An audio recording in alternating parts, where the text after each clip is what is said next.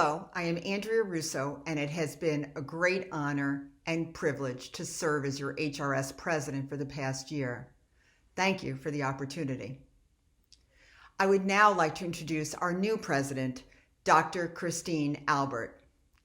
It has been truly a pleasure and a great opportunity to work with Christine and to get to know her better over the past few years, seeing how many amazing things she has already accomplished for HRS. I hope you will join me in giving Christine a very warm welcome. I know you are in great hands.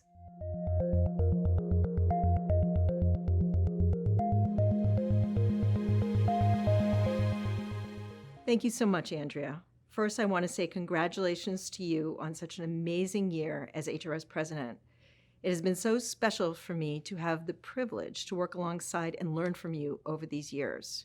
You have been an inspiring leader who has been a role model for all of us. I also want to take a moment to recognize that this was to be the first time that two women were going to have the opportunity to stand side by side as incoming and outgoing presidents of the Heart Rhythm Society at our annual meeting. Andrea and I have both lamented the loss of this special moment, but this is just one of countless numbers of milestone events that have been disrupted by the COVID-19 pandemic. Graduations, anniversaries, weddings, reunions, and birthday celebrations, all canceled. But all this pales in comparison to the number of lives and jobs lost due to this pandemic. So although I wish we could be together in person, I feel lucky to be speaking to all of you today from my new home, Los Angeles. In just 2 months, our world has changed in ways that we never would have imagined.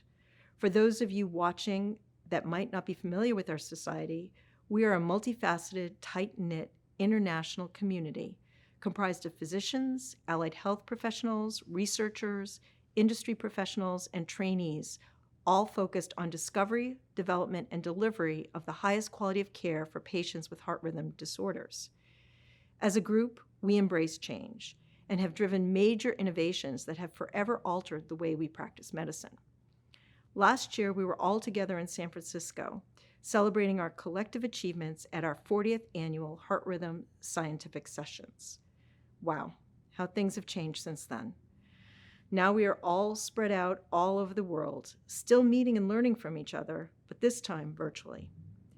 We went from careers that were highly focused on a specific area in cardiology, cardiac electrophysiology, to serving much broader roles in the pandemic response in each of our institutions.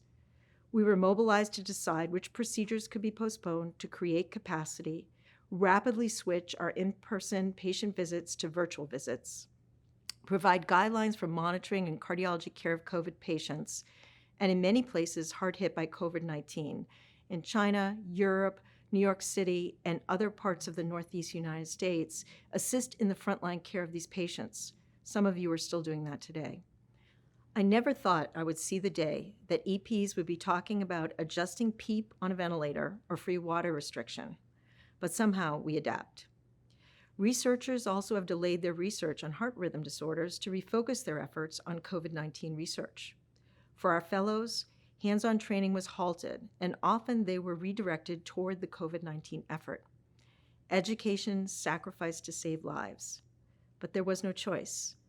But through all of this, we have remained a community on HRS platforms, email, social media, and virtual meeting educational platforms. Now our days are filled with Zoom, WebEx, Skype, but no surprise, we have risen to the challenge, and no doubt we will continue to adapt and innovate. It's unclear how long we will be in what appears to be a state of suspended EP animation, or what our world will look like after COVID-19. However, one thing I am sure of, when we do emerge, we will be stronger and more of a community than ever before. Crisis spurs innovation, and innovation is at our core. Look around, this is already happening everywhere. Who could have imagined such a rapid shift to telehealth? Guidelines created in weeks, sometimes days, not even months. And the delivery of an entirely virtual educational offering in the place of an 11,000 person meeting in a matter of weeks. HRS members, partners, and staff did that. Over the ensuing year, we have to stay focused on our core mission to improve the care of patients by promoting education, research, and optimal healthcare policies and standards. The social distancing that we have all been subjected to has thrust us even further into a digital world, and at the same time brought us an even greater appreciation for our human need to connect. Already we have seen virtual EP rounds where electrophysiology fellows from all around the country and world are able to learn from our best and our brightest. Why didn't we do that before? We need to create ways to continuously learn from each other, not only within our own institution, but with our entire Heart Rhythm community. Not just a couple times per year at meetings, but regularly, so we can truly harness our collective knowledge. The Heart Rhythm Society has begun to embark on this journey with Heart Rhythm 365, where you will find the remainder of this year's 2020 science over the next 3 months. I need to give a big shout out to our program chair, Fred Kuzimoto, our abstract chair, Andrew Kahn, HRS staff, and the entire program committee for pulling this all together in such a short time frame, and to all of you who contributed your science.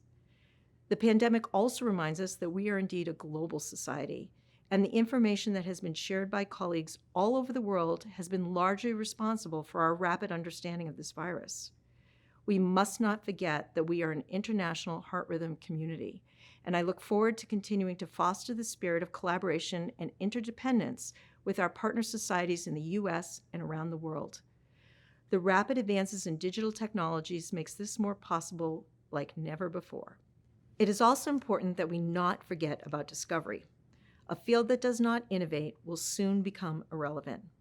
Many of us are just trying to stay afloat right now, but when we do come up for air, we must be ready to forge ahead with our new ideas.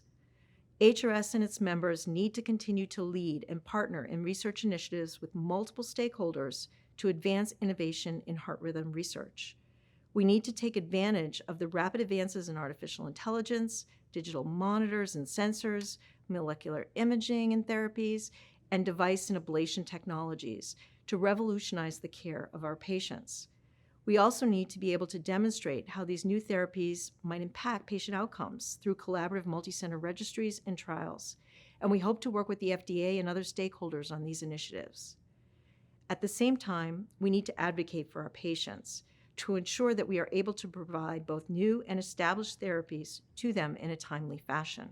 To our early career members who may just be embarking on a career in electrophysiology during this pandemic, please remember, you are our future.